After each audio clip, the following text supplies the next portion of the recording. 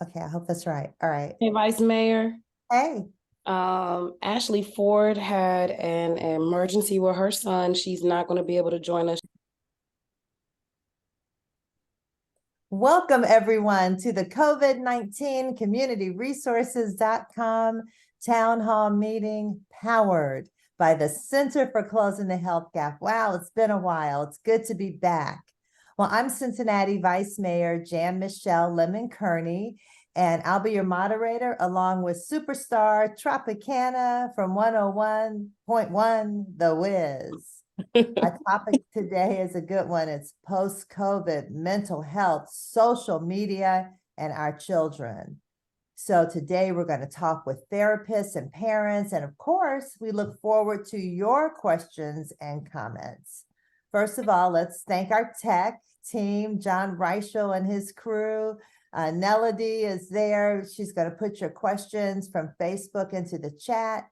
And we just want to remind you that we are taping this session because we want to repost it for those who can't be here at the moment. For those of you listening to our live taping, you'll have a chance to get your questions answered. So if you're on Zoom or Facebook, go right ahead and start entering your questions now as the speakers are speaking. It's my favorite part because we get to introduce our panelists, starting with Dr. Rich Hall, a licensed clinical psychologist. Would you like to say a few words and introduce yourself, sir? Hello, yes, Dr. Rich Hall, clinical psychologist for PsychWorks Clinic, who has been serving the Cincinnati community for about a year now. Thank you so much for joining us this evening. Up next, we have Ms. Medina Rockman, a licensed professional clinical counselor. Good evening. Good evening. So I'm Medina Rockman. I am a licensed professional clinical counselor or psychotherapist or counselor, mental health therapist, whatever you'd like to call me. So I have a private practice called Medina Center of Healing, where healing is essential to life. And I launched my practice about a year and a half ago. Prior to that, I was the manager of foster care and adoption for Beach Acres Parenting Center. I've worked for several different social service organizations as a school-based therapist and a supervisor of behavioral health.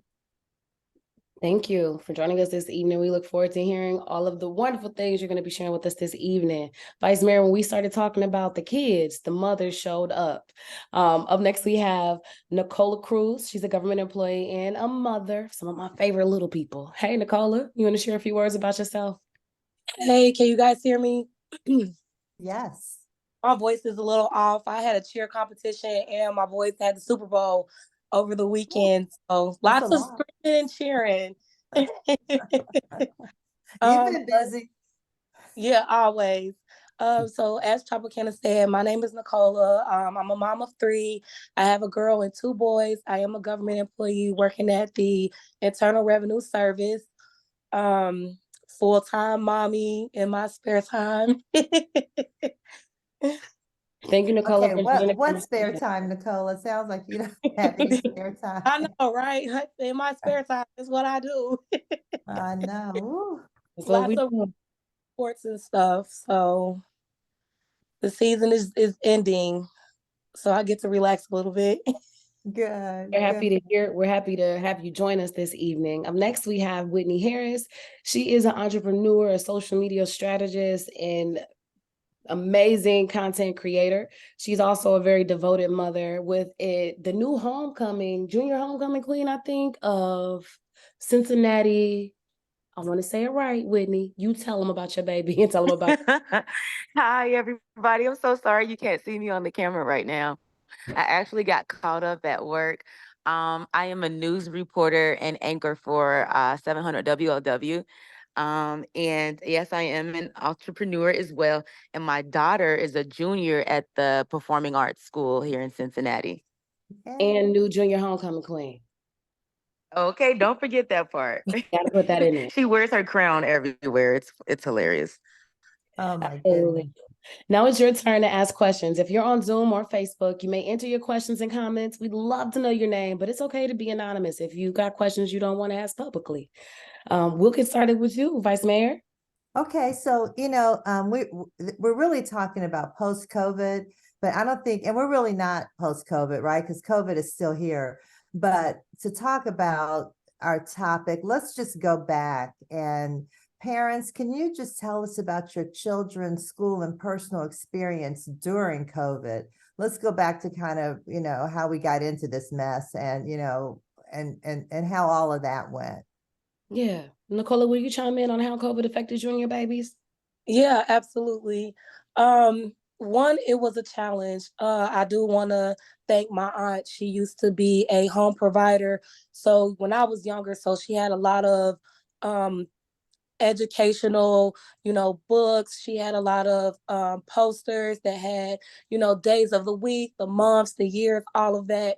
Because during that time, I had 2 preschoolers and 1 kindergartner. And I had my whole living room, set up as a school. My boys, they were going to Ted Berry, and so they had provided, little tablets, and they had a little schedule set up for them. So on certain days, they would get to see like their teachers, and they'll have like little activities, set up for them to do. It was a little hard trying to keep their attention because they had to like sit in front of a, tablet. They weren't really in person. So they kept it short. They also provided activities for us to do, a little bit of school supplies. They had brought lunch for the kids, and that was like really great, something that they did for the week.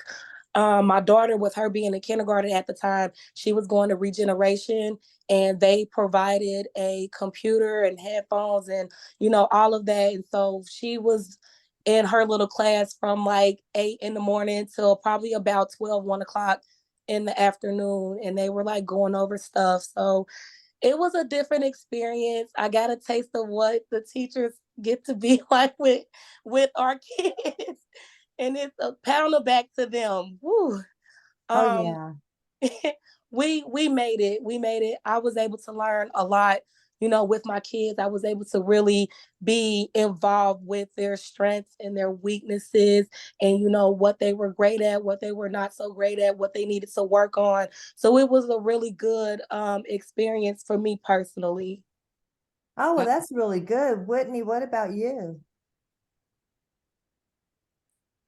And Whitney, you're muted. So it was a very interesting experience. So I have a teenager and she's my only one.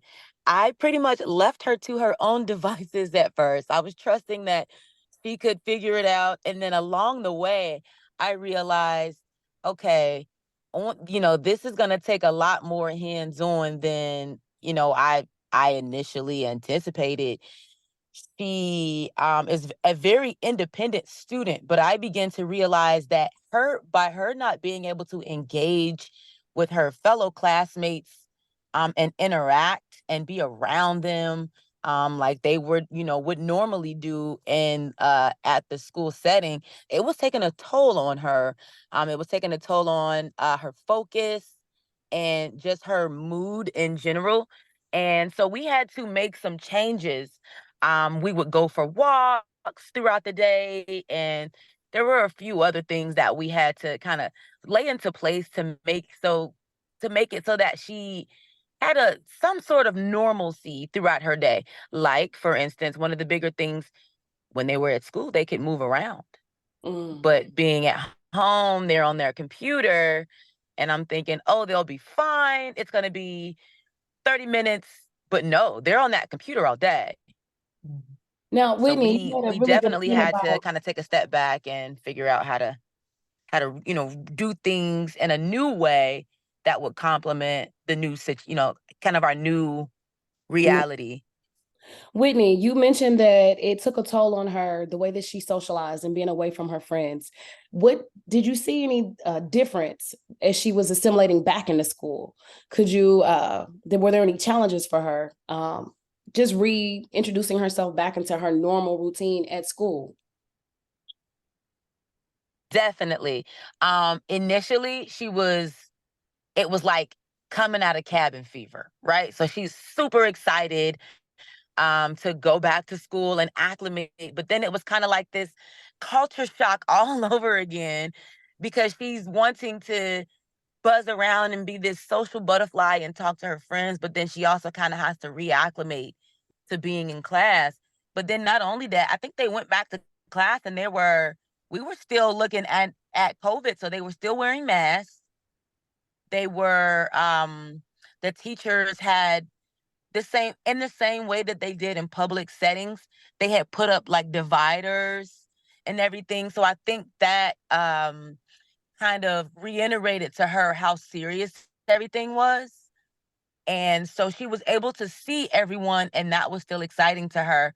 But I think she was definitely still influenced by COVID. Yeah. Yeah. Yeah. I was going to say too, I see a big difference between what Nicola said and you said. So you had one child at home. Nicola, you had three, right? And so it sounds like socially, like they were fine because they're all together. But just having one child at home, it sounded kind of lonely. And so I want to switch over to Ms. Rockman and Dr. Hall to hear about some of the experiences you saw in your clients and patients. So I don't mind starting. During that time, I actually was a supervisor of behavioral health. And so I worked in behavioral school settings. So for us, it was a little different dynamic because all of the students were on IEPs. So when everybody else was still at home studying virtually, we reintegrated back into the school setting. So there was a different dynamic, and some children, there weren't many people wearing masks, especially the students, because they really had a choice at that point.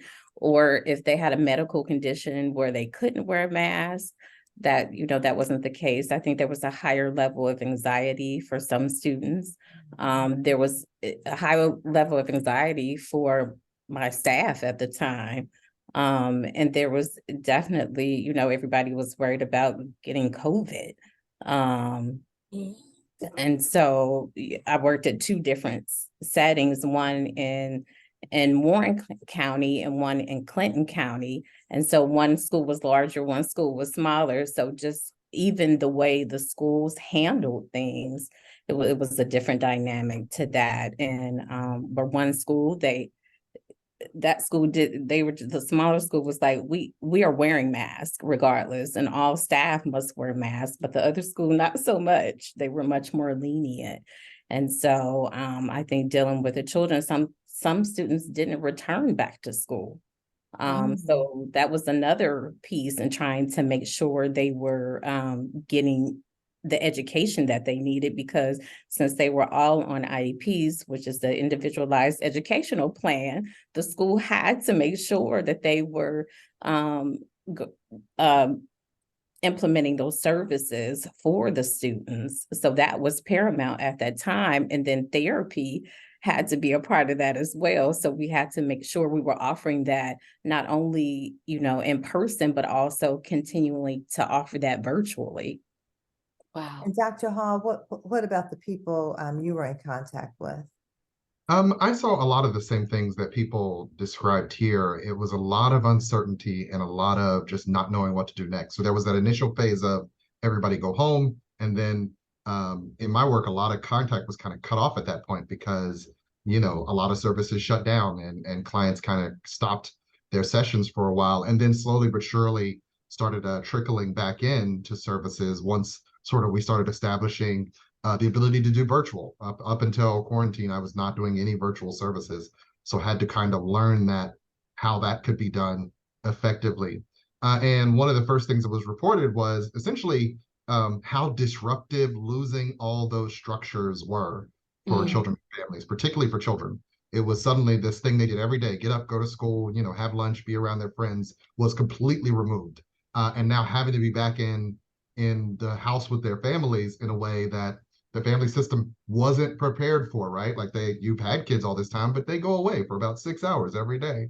And now you're around them, and you also have to be a parent and a teacher, and you have to be the cafeteria lady. Like all those roles are now mashed together in a way they were not before. So that put a big strain on families to have to now the family, a family can spend a lot of time together, but I'll say that even personally, we had never spent that much time together. And that was So, the norm. And Dr. Rich, it's so funny that you say that. I remember being on a work call with all of these amazing programmers that I work with across the country. And I remember mhm, asking a question and nobody really had an answer. We had mm, therapists on the call, which I thought was amazing. They put a therapist on the call, mhm, need one in radio. And they said, if anybody has a struggle that you're struggling with, and all of these men were crying about the people that we were losing across the world.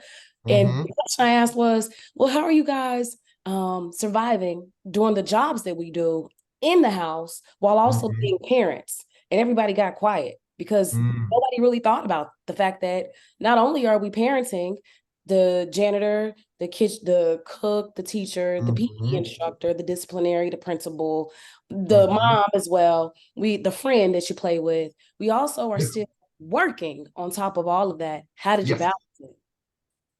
Yeah, Wow. that was a tough time. I was going to ask you all too about your children and social media because I've got a teenager and he was a teenager during that time as well.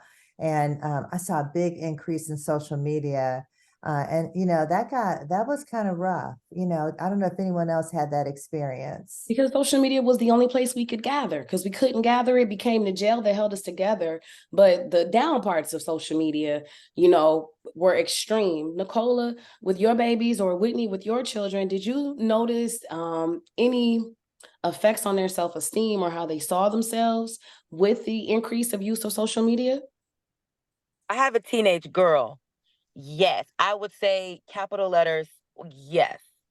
Like you said, it became this kind of way for everyone to stay connected.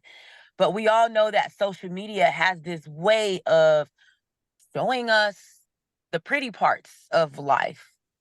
And so when you are engaged for hours more, or just an amount of time in general than you would usually do, you're getting exposed to this kind of unrealistic way of thinking, and there's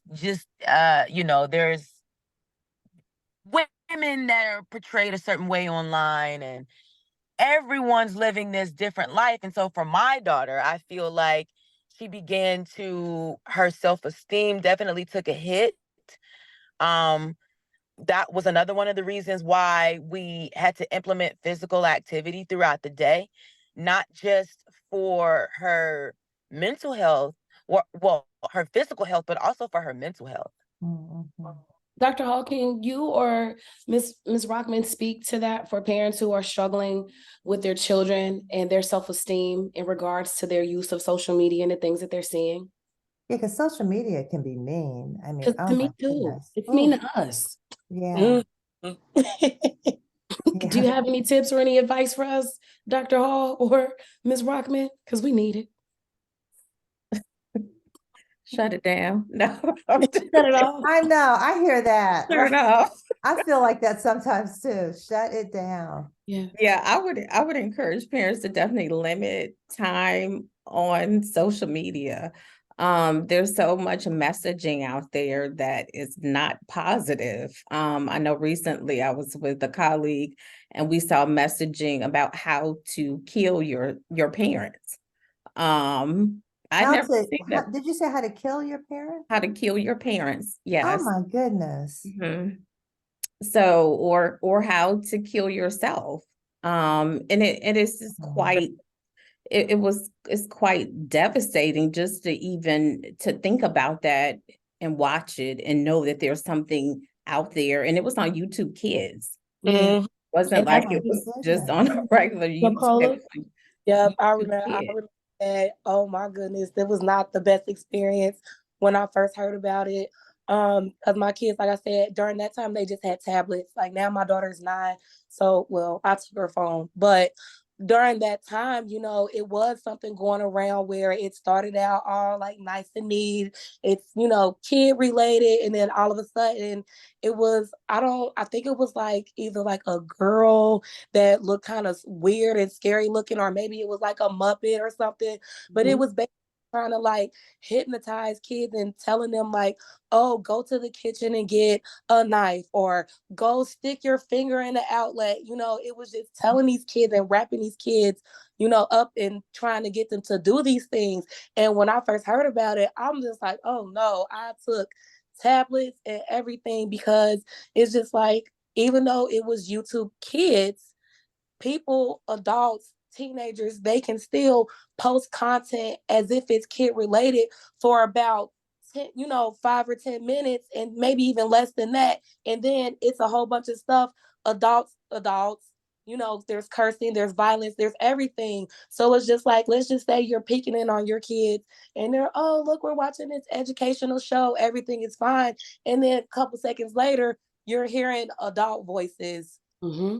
You're watching adults play with, Barbie dolls and action figures, but in adult manners. So it's just like, okay, we got to cut this, because it's not working. It's not good, for kids at any age. And my kids are 9, 7, and 6. So during that time, they were like 3, 4, 4 Yeah. and 7. And so it was just like they did get exposed, to a lot. And that was on the tablet itself. It wasn't Facebook. It wasn't Instagram. It's just literally having a tablet that was set out to be strictly for kids. It just did not end up being that way.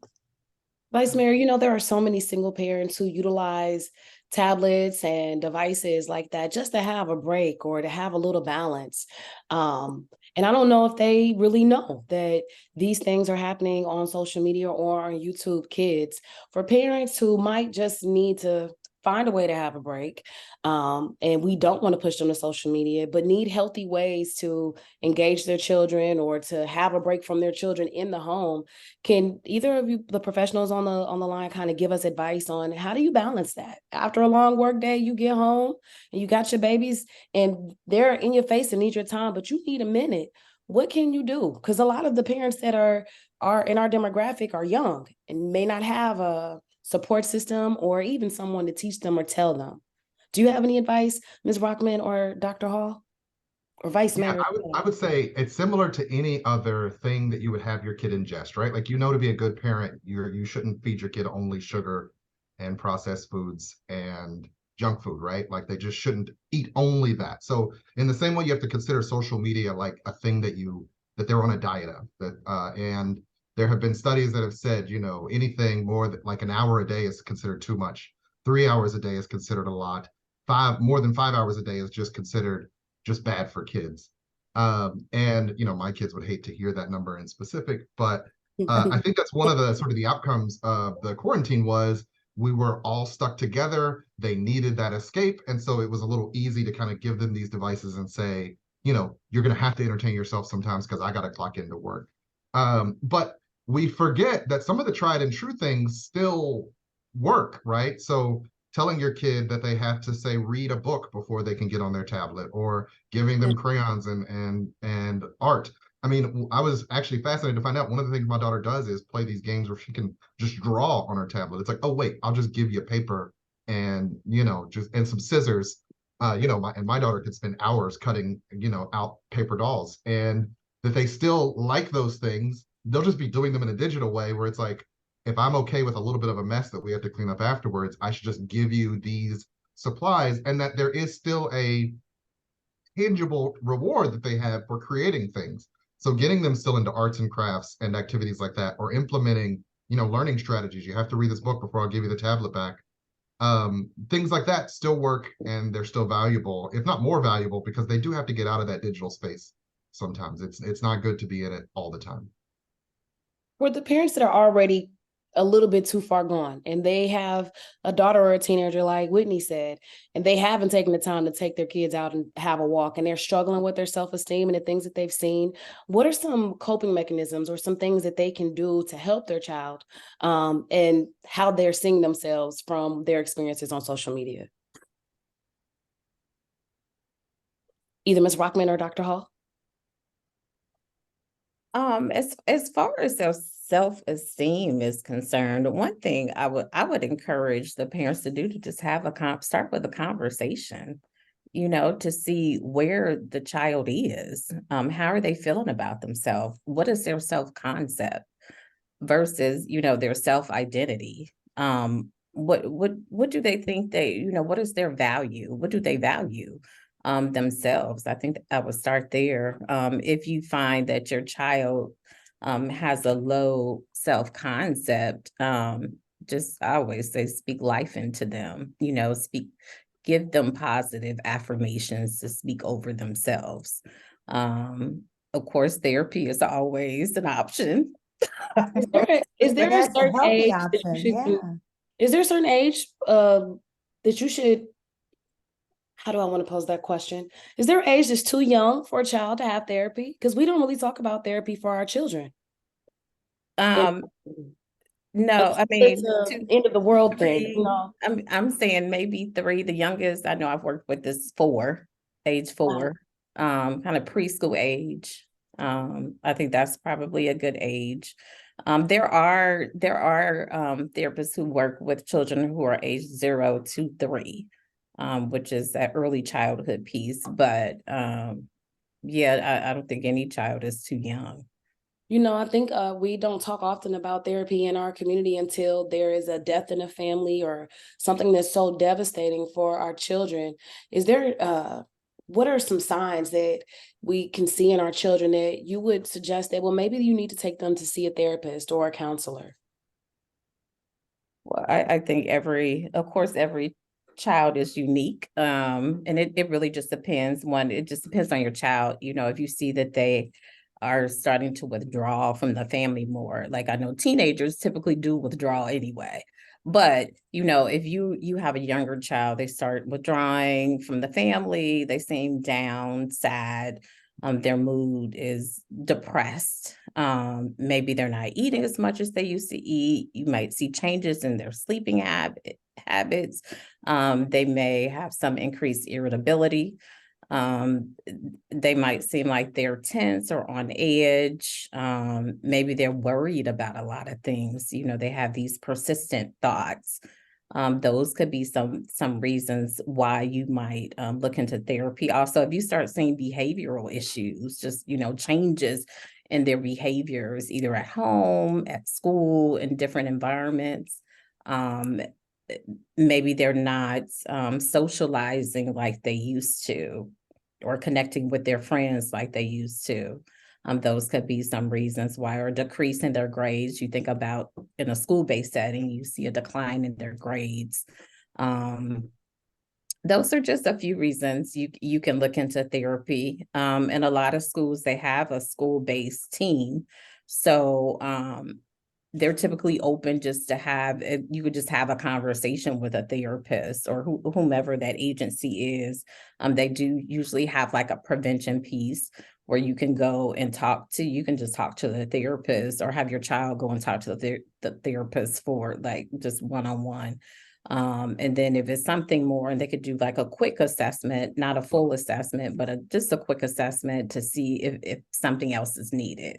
And if it is, then you can go ahead and request services, or that therapist might call you and say, hey, I'm just going to use the name Johnny. Johnny is having some issues with, in school. The teacher noticed his grades were declining. He's eating by himself, and at lunchtime, he's not talking to his friends. And we think therapy could be a good option for him, so he can work on those communication and socialization skills. Well, let me ask you this. Did you all notice like an increase in anxiety, depression, even like suicidal thoughts or actions post-COVID, kind of as a result of COVID? I can say that I noticed a difference in my daughter's eating habits. And I'm just assuming, I'm not a medical professional, but that it did have something to do with kind of her mental state. Sometimes people eat just because, it's like that, we get lost in it. Maybe we begin to eat a bag of chips and there's a phrase for it. I can't think of it, but it's like right here in this moment. But it's like when you just kind of drone off because you're just maybe trying to numb yourself a little bit. And it was that, and then it was just also, I mean, it may have had something to do with social media and then just a little bit of everything, but her eating habits definitely changed in the sense of she was eating more snacks or just, eating more in general because, she wasn't as active as she typically was. So that definitely was something that I noticed. Regarding her mental health and her habits for sure. That's interesting.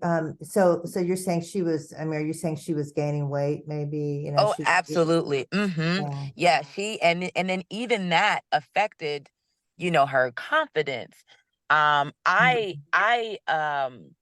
think that it was a good point to kind of talk about the way that we monitor social media.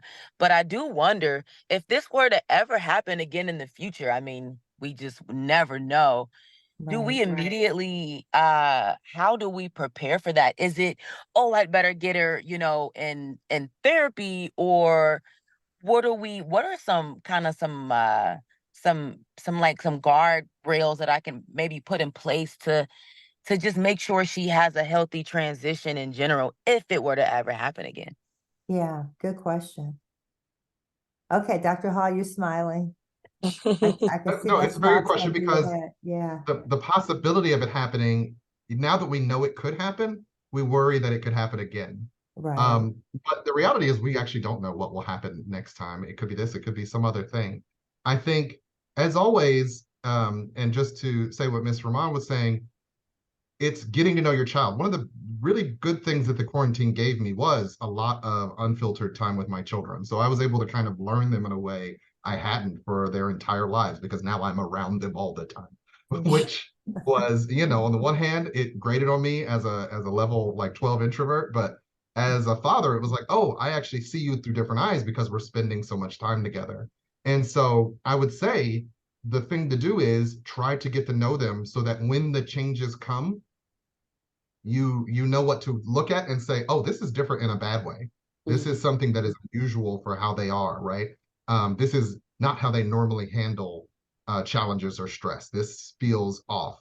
And then it's, from that point, now that I'm noticing these changes, what can I do to kind of help them manage that stress? Maybe I know I'm beyond my own means, so I got to go find a therapist for them. Maybe giving them, a lot of times giving them skills or hobbies or things like that are good insulators.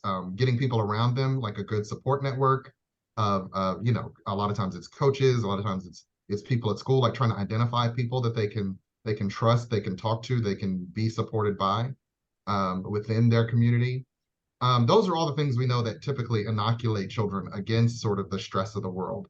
And it's a matter of there's a lot you can do now that's going to help them no matter what.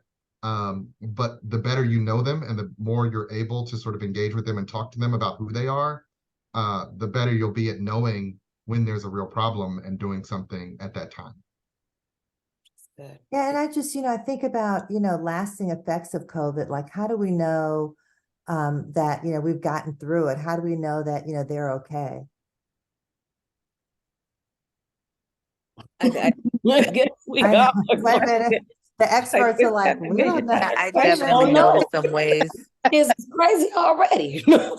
Sorry. So, I just wanted to ask a quick question just to before we get off the therapy topic.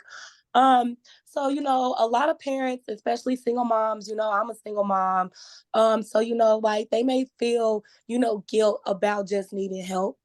Like me personally, it's just like, you're a mom, Nicola, get it together. You don't need any help. Like you got this, like don't ask for help. But everybody needs help, and it takes a village to raise our kids. And it's okay, to ask for help despite what that help may be. So since we're talking about therapy, that's not something that, gets discussed a lot, especially in the Black communities. Um, So the idea of therapy, you know, for our children, it kind of creates like a level of insecurity in parenting ability because you feel like, you know, you're doing, you know, everything that you can do as far as right for your kids. It's just like, oh, now like we have this situation. I really don't know how to deal with it. Where do I go? So it's just like the idea of therapy is just like, oh my goodness, no, I don't want therapy. I don't want nobody to judge me. You know, Right. what people are going to think about me. So it's just like, do you have any tips for parents, even myself, who are afraid for feeling less than, you know, for considering, you know, therapy for their babies despite their age groups? Because my, you know, like I said, my kids are 9, 7, and 6. And then, you know, Whitney, she has a teenager. So it's just like, what tips do you have for parents, you know, like us? Yeah. Whose mamas told you what go on in this house, stay in this house. Yeah. Right. Yeah.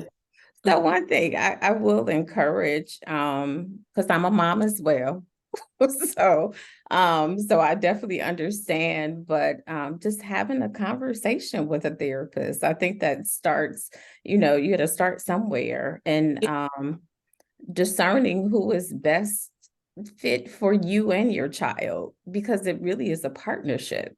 It's not just like this therapist is the authority over your life or your child's life. We're in partnership with you. So just, I think that's one thing. And sometimes I think that people walk into it like, okay, parents often, they're just like, okay, I don't know what to do, but here, fix my child. But I can't fix your child. I can partner with What? You you. can't? Because they have to go home with you. They're not coming home to me. And so I'm just here. And I tell everybody I am a temporary person and we're on a journey in this part of your life. And so understand we all need help on this journey because it does take a village to raise a child, but it also takes a village to partner with the parent.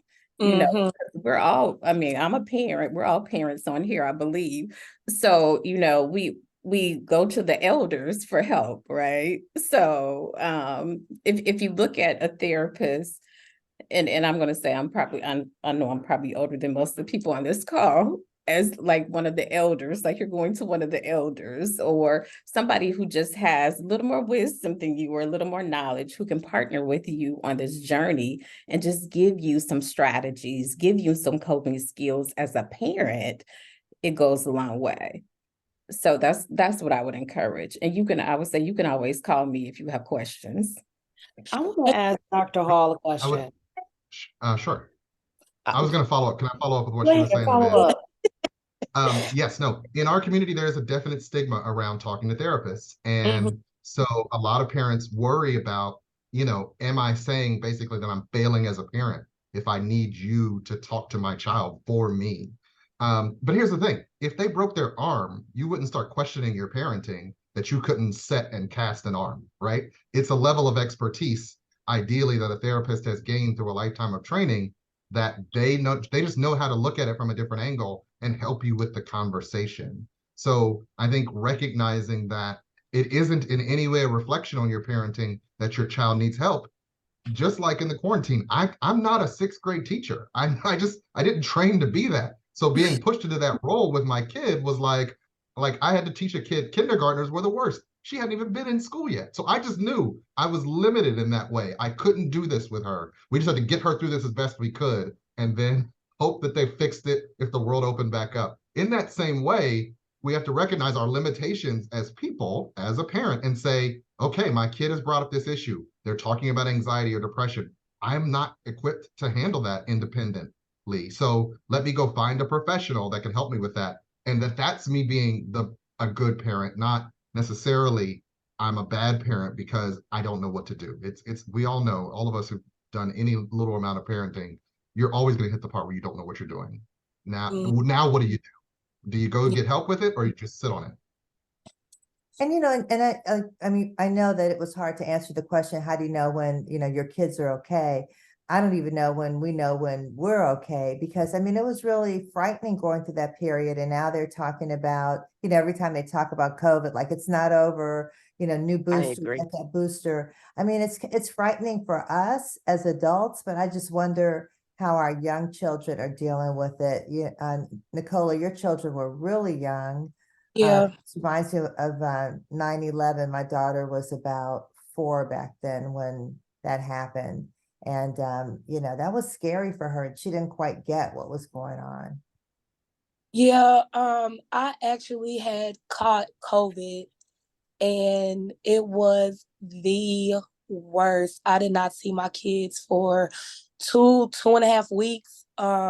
Having to talk to them, like I got the door open and they're standing on the steps of my porch. Or when I went to my dad's house, I'm standing outside of his window, talking to them, like it hurt. It hurt my heart really bad. And even with my kids, when I had to like break the news to them, like, yeah, y'all, y'all gonna have to stay with Papa, because mommy got COVID, they cried because all they see and hear is that people are dying. So that was just, like a lot for them. So if I wanted to say, if anything, as far as COVID really affected them, I would say when I had it. I think that really affected them, the most because it was just, we can't see mommy, we can't be around her, we got to talk to her like this, we just want to come home. It was cool being at Papa's house, but they like, we've been at Papa's house too long. Even my dad, he wasn't used to that. He's just like, oh my goodness, they working my patience here and just everything. So, it was, like I said, if I had to think about a time where they were really affected by COVID, I would really say it was really when I had it. They took it the hardest. And, Dr. Hall mentioned, parents aren't necessarily teachers, although, we try to be. But a lot of the conversation post-COVID was how far behind our children are academically, or were, maybe still are, I'm not sure. How do we, is anyone coping with that? Like, how do you play catch up? Is that another anxiety source? That's an interesting point That, because that was one of my biggest concerns. I think I heard Trop saying something. I No, was, I'm Oh, sorry. okay. Yeah, no, that was one of my biggest concerns is, well, they were burnt out from looking at screens all day. Mhm. And even then, I feel like, okay, they went to class, but did they retain as much as they would have retained if they were physically in school? And so I think we all kind of feel like 2020 was like this year that was kind of like taken from us to an extent. We weren't able to spend time with family. We weren't able to do a lot of things that we would have normally have done. And so businesses and, adults alike suffered this kind of loss of time of this period of time. So I know that when it came to classes, these two, the teachers kind of had to work doubly hard to make sure that their children were operating at the level. So if they're in ninth grade, that they're at the ninth grade level, or fifth grade, that they're operating at this fifth grade level, because I don't remember anyone, um, changing the state tests in order to curve it towards Makes sense. what happened. Yeah, Mhm. so So, Yes. Whitney, something that was a concern of mine as well. Yeah. I so was, go ahead. that Whitney, because my daughter, when she got back, when they were able to get back in school and everything like that, I want to say, because she's in the 4th grade now. So in the 3rd grade, they did their testing and she was not where she was supposed to be at. And I was just like, oh my goodness. It was a scary feeling like, wait a minute, like I know my child is, I know she's smart, she's great at what she does, she pays attention. It's just like she's a great reader, she's excellent at math. Like, what do you mean that she's not, there's talk about her not going to the next grade?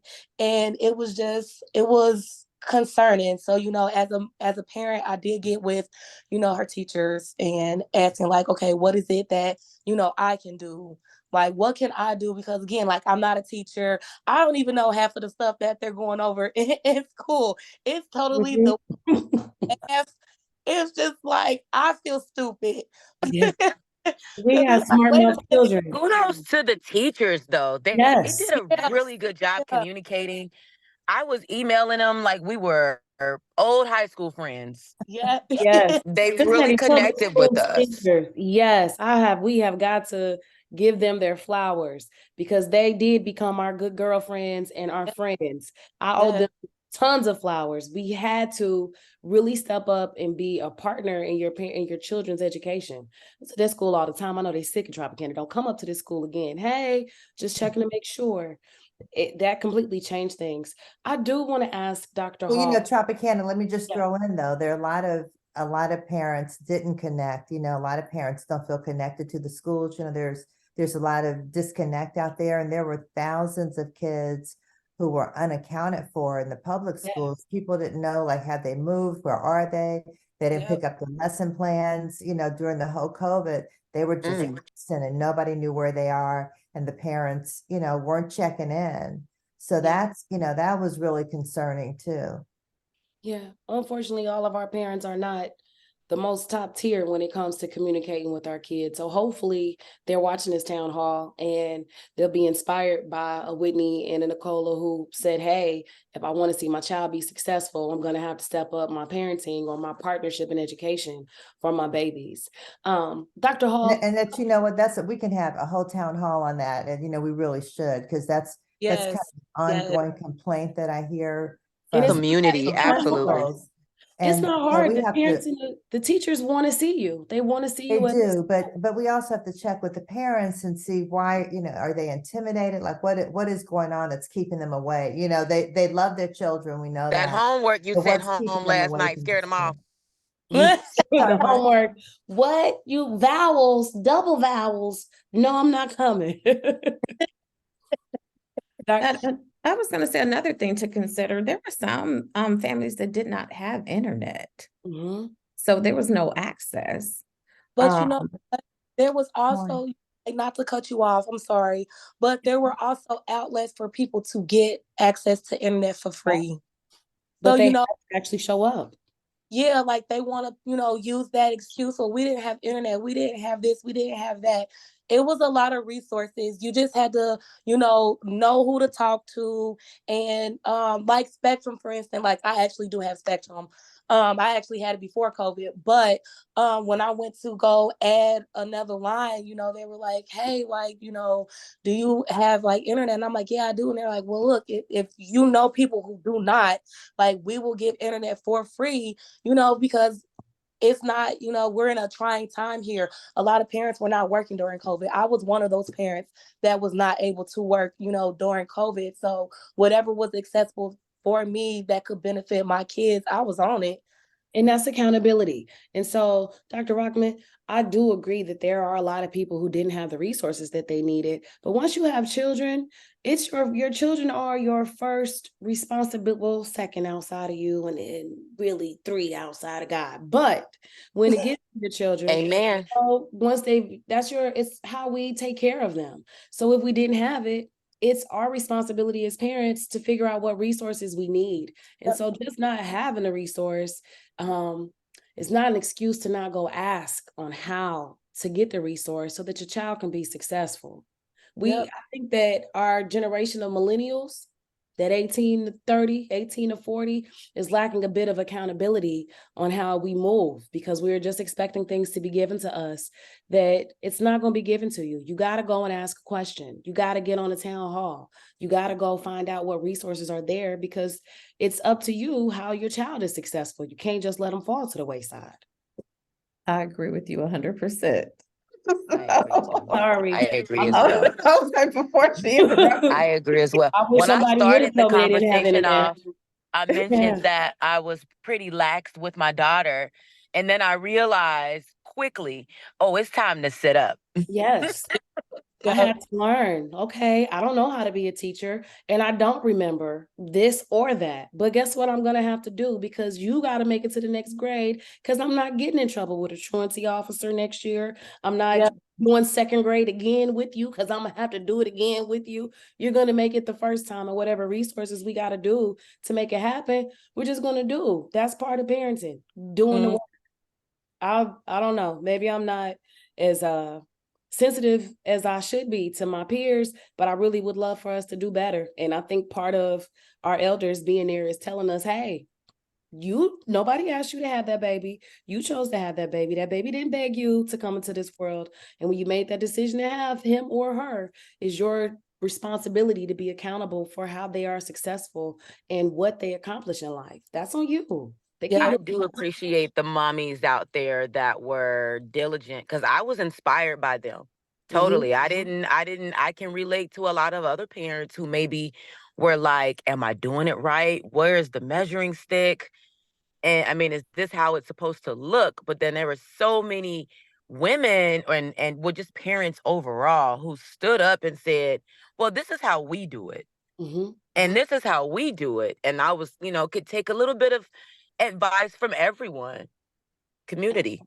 Yeah, people are so afraid to talk about their personal experiences because they're too worried about what somebody else is going to say to them or think of them. And you never know just by you speaking on it. Hey, this person was feeling like that too. I'm so glad they said something. Now I can talk about my experience and it's like, oh, it's like a chain reaction. So it's just like I'm very glad that I was able, to be a part of this on the panelists. It was really, it's a great thing. And it's very informational. So I hope that, we all do inspire, our parents, whether they are single moms, single dads, or, they're doing it together. Like I hope we do inspire them and to let them know like it's okay to speak up, whether you're speaking up because you need, therapy for yourself or for your kids. I know I needed therapy during that time. Yeah, And it's tough. Yeah. I actually did find me a therapist, and my 7-year-old, he actually, has one also. We actually gained a mentor as well. So, all of these things that I was not necessarily against. It was just like I felt like my kids, they don't need therapy. They're too young for that. They don't need it. But during that time of COVID, we went through a lot, and it wasn't necessarily with school. It was like a lot of personal stuff, with me. I was ending a relationship with my kid's dad, during COVID. So they went from, seeing dad every day to not seeing dad anymore. And there were other things that we were going through that did change, my kids' behavior, where I needed a mentor to step in, somebody that could be that role model to, show my son like, hey, I get that you're upset. I get you're angry, but instead of acting out in violence, let's redirect that. Let's turn that around, and it was a great thing. So this was Yeah, great. I really appreciate you sharing that because, Yeah. that's a lot of loss, that you're saying they were, you're breaking up with the dad and so they weren't seeing him as much. And then, you got sick, so they couldn't see you. So, I think it's wonderful that you said, we need to step up and, get some professional help to make sure we're getting through this in a healthy way. I think that is beautiful. Thank you for sharing that. That's Oh, you're wonderful. Wonderful. It is. Now, Um, this is where that question I have for Dr. Hall fits. Dr. Hall, a couple of months ago, we did a panel on mental health. You are so funny with your facial expressions. We did a conversation on mental health for He's men. kind of looking like, uh-oh. Like, what do you want, Tropikana? Leave me alone. Nope, I'm back and Right. I'm gonna ask this question. All right. For parents who are first time considering talking to a therapist or a psychologist, for those of us who have never had that experience or are a little apprehensive about it, what can you expect in that first visit, and what should you be looking for in a therapist for your child? Mm. So, Miss Rahman said it just literally a moment ago. You want someone that you feel comfortable with because it is a personal relationship, right? And it might be unlike a lot of other relationships. I was literally just telling a parent this the other day. She had brought her child to therapy, and the kid was like, "I don't want to do this." And I was trying to explain that, for a young Black male, he might not have any frame of reference for a relationship where he sits down with a person who listens to him for an hour, particularly for Black males. Like there's this who sits down and listens to whatever they want to talk about for an hour. A lot of times Black females, they tend to be a lot more socialized to be listened to talk. Like they're much more socially verbal people. And so, a lot of times in the beginning, it's just sort of trying to, once again, adapt them to this environment where they're going to get unconditional positive regard. And so when you're thinking of what to look for, you want to find a therapist that feels comfortable, a therapist who, often we have websites, we have profiles on sites like Psychology Today or Therapy for Black Men or Therapy for Black Women. There are a lot of different sites where you can find us, and we often have to put like a bio there. And if you read the bio and something resonates with you, then that's a good first step to say, hey, maybe this person could be a good therapist for me. You might want to talk to like friends or family to see if they know therapists, or there are sites on like Facebook where there are parents who are connected to therapy and you can get referrals and information. And so once you kind of identify the type of person you want to go see, you call, you email, you do whatever, and you set up an appointment. That first appointment is either going to be an intake or a consultation. And usually consultation is about 30 minutes, 20 to 30 minutes. An intake is about an hour. Consultation is just, does this seem to work? Do we seem to have a good relationship where my child might feel comfortable opening up to you, or I might feel comfortable opening up to you about stuff with my child? And once you get through that and they schedule the intake, then it's usually an hour long, a bunch of paperwork is sent your way, and you're going to sit down with them and actually, it's more question and answer that first hour, where they're just assessing all these different aspects of your life. So, how are you performing at work? Or if it's a kid, how are they doing at school? How's their relationship with their siblings? All these things about the family and about their relationships that help the therapist to determine how to best help your child or yourself. And that part is a lot of what often can scare young people away, because once again, who asks them that many questions? And usually those questions are directed at their parents. So, what are they even supposed to say? And why do you need to know all this information? And for Black people, you don't tell family business. So why are you asking me all this stuff? And the reality is that's how we get this sort of total picture of what's going on with you to be able to help you. Because we might find out that like, oh, there's this issue in, I have a lot of kids who maybe they're not having any trouble at school, but they only have trouble at home, or they don't have any trouble at home, but only have trouble at school. Knowing that helps to determine where is the best place for an intervention. And are they sleeping at night? Well, if they're not sleeping at night, we need to do something like, hey, we're removing all those devices so that they get an adequate amount of sleep so they can perform well at school, right? Or they're not eating. So maybe we need to make sure they're eating healthier foods or less snacking so that they have the chemicals they need in their brain, right? The nutrients they need to be functional. Like, we think all that stuff doesn't matter, but as clinicians, we kind of know all that stuff is important. So it's a gradual process. Like I said, finding the right person, setting up an appointment, actually meeting the person, and then seeing how you feel. And you could get all the way through those first 3 steps and realize this might not be the person for you, which can be frustrating. Am I going back to the drawing board, finding another person? But I always tell people that it's worth it to find the right type of therapist, someone who's sort of in the zone that feels comfortable, because it's going to be an ongoing relationship to kind of resolve what could be, a lifetime of issues, several years of issues, just a few months of issues. So you want to find a person that feels comfortable and is right for you. I think that's great. And, and how do you find that therapist? I think, asking friends, there must be online resources. You mentioned some, we've got 2 fantastic therapists right here, Dr. Rich Hall and Medina Rockman. So we appreciate your advice. I think we're getting close to closing, and I'd like to give everybody a chance to weigh in before we close down. I have one final question since you say that. Whitney, go right ahead. All right, I'm just gonna jump into it. So, Ms. Rockman, you definitely let us know. You kind of affirmed that importance of being tapped in with your child, and then we have Dr. Rich who says, definitely follow along and just take those measures to understand what your child may need. Now, going back to school at this point from COVID, I think it was important to everyone for our children to be comfortable, but for us to be comfortable. And I feel like we kind of all were a little tense. Maybe our shoulders were up a little bit. And I'd like to know, for everyone else, what was that moment of, okay, my child's going to be okay. My child, everything is going back to normal and my child's going to be okay. For me, that moment was my daughter getting excited about school activities and being able to engage in school activities again. She has hall passes for like 8 different, school clubs and things like that. So I want to know what for anyone else, maybe that moment of, okay, they're getting back acclimated. She's going to be fine. What was that for you? Um, for me, I think it was them getting excited for Fun Fridays. They had started doing, Fun Fridays.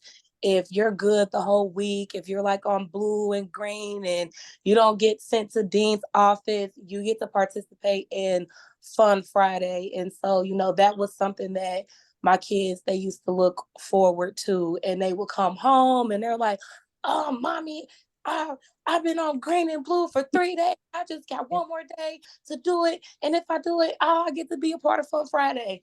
And it was just like, okay, great, great, great. Yeah. And then they also got excited because my kids are in sports. So they, doing the whole football, doing the cheerleading. Once they were able to get back in school and they got to see those friends that they got to play football and they got to cheer with, it was just like, oh yeah, now I really want to go back to school now because I get to see my buddies. We get to talk our football talk, and then we get to also learn. And we got Fun Friday. I think it was that they had a lot to look forward to. Yeah, and same here with Boogie. It was Boogie having congenital heart disease and just how we had to kind of move with him. It was him being able to wear his Hilltop Hawks Letterman jacket back to school and let everybody know, like, yeah, I'm on the football. Oh, It was him making student of the month and being excited about learning and showing off to people that, hey, I'm smart, and watching his little personality change from like my sweet little baby to like now I'm Zach Morris from Saved by the Bell, like I'm AC Slater, seeing that personality develop in him, let me know, okay, we're getting back to normalcy around here. children are resilient. They Yeah, are. I would They say are. for me, They yeah, for are. me it was really get the whole social thing, and I'm hearing that with everybody. I think the social thing was the worst part about COVID, that kind of isolation. So seeing my son connect with old friends and really make new friends and really get close to them made me feel relieved. And Yeah. so that social isolation was horrible We during don't got COVID. to have another COVID, but if we just have a shutdown just for a little bit, I'd appreciate it. But I'm glad we're back to normal. I wouldn't be mad. Wouldn't be So mad. Shut down, no COVID though. I would So not be mad. everybody give us a quick takeaway. I don't know if you can say what you learned from COVID, what you would have done differently, the lesson you learned, piece of advice, just a real quick one as we close out. Okay, I'm going to go right across the screen. I'm going to start with Whitney.